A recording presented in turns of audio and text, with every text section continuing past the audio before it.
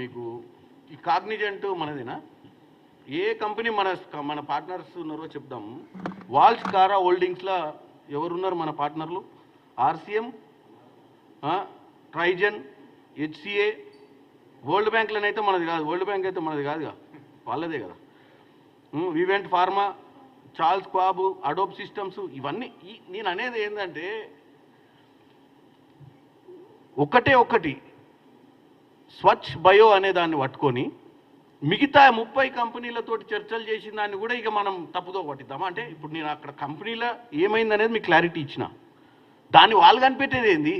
ఆ కంపెనీలు ఎవరన్నా మనకు తెలిసిన వాళ్ళు కానీ మనకు దగ్గర వాళ్ళు కానీ పార్ట్నర్లు ఉన్నప్పుడు పెద్ద దాన్ని వాళ్ళు కనిపెట్టి మనకు చెప్పాలనా ఏంది? అది ఎవరైనా ఆన్లైన్లో ఎతికితే దొరికేదేనా?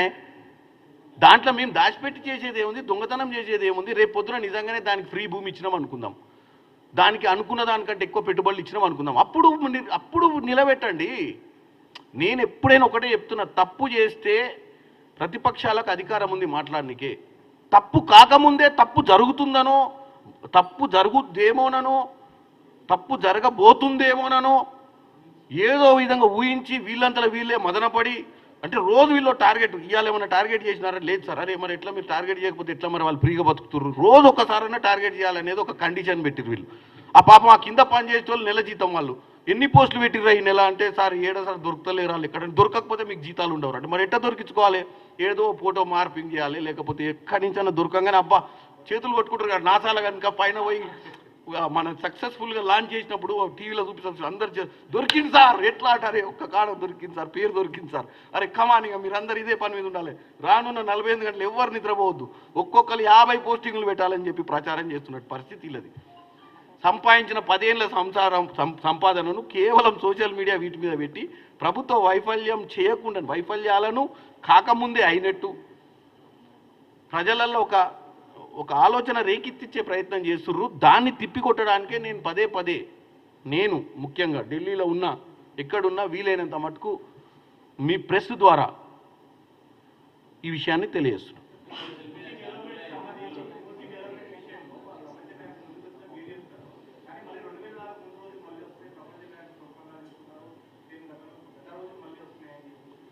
ఎవరన్నారు?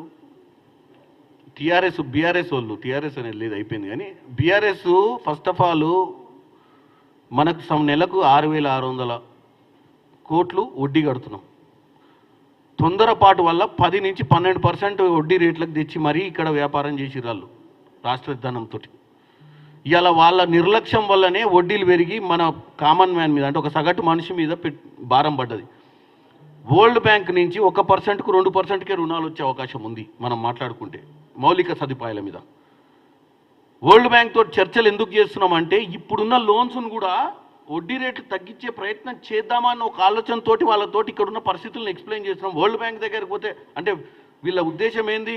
2004 ముందు భారతదేశంలో ఏమి టాటాలు బిర్లాలు ఎవరు వ్యాపారం చేయలేదా? వరల్డ్ బ్యాంకులో వచ్చి పెట్టుబడి పెట్టి అప్పుడు ఇంత దౌర్భాగ్య పరిస్థితి ఏముంది? 60,000 కోట్ల అప్పు ఉన్న తెలంగాణను 7 లక్షల కోట్ల అప్పుకు తీసుకుపోయినటువంటి దౌర్భాగ్య పరిస్థితి బీఆర్ఎస్ వాళ్ళు చేసిర్రు. మరి ఈ అప్పులన్నీ ఎక్కువ రేట్లకు తెచ్చిర్రు ఇంట్రెస్ట్. ఇప్పుడు మేము చేస్తే తట్టుకోలేకపోతున్నారు, ఎందుకంటే ముఖ్యమంత్రి ఒక్కసారి కూడా వరల్డ్ బ్యాంక్ ఏడుందో చూడలే, ఆయన ఫామ్ హౌస్లో వండుకొని.